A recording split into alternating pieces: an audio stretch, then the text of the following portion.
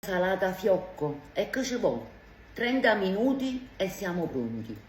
Prendete una pasta sfoglia rotonda e mettetela già in due ruote, vedete?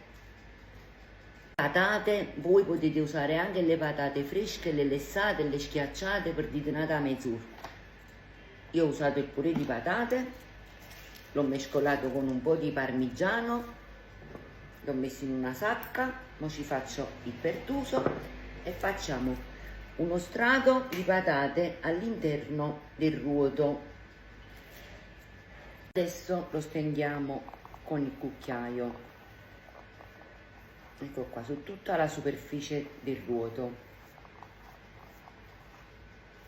Dopo aver steso il purè di patate oppure le patate, ci tagliamo della bella provola a fettine oppure scamorza o quello che tenete, però per fare la pizza a fiocco ci va la provola. Adesso voglio, ragazzi, guardate, prosciutto cotto, e come dolce, tanto prosciutto cotto,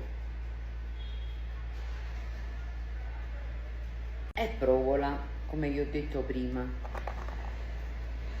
ecco qua, viene bella piena piena, gustosa.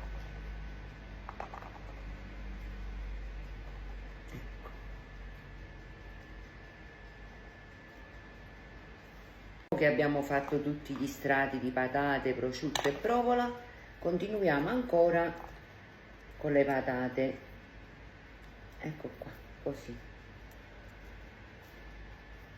Facete un quadri di gas, accendetevi il forno a 175 gradi, messo un po' di parmigiano, ecco qua.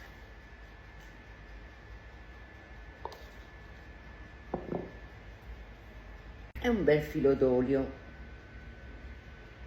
siate generose, facete pure chiuso.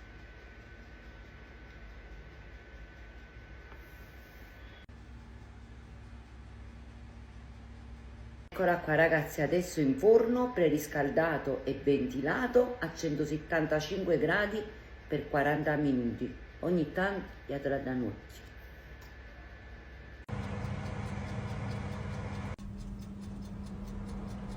Eccola qua ragazzi, è pronta. Se la fate anche voi, questa pizza, questa torta rustica, come la volete chiamare, fiocco, gâteau, chiamate come la volete voi, scrivetemelo nei commenti.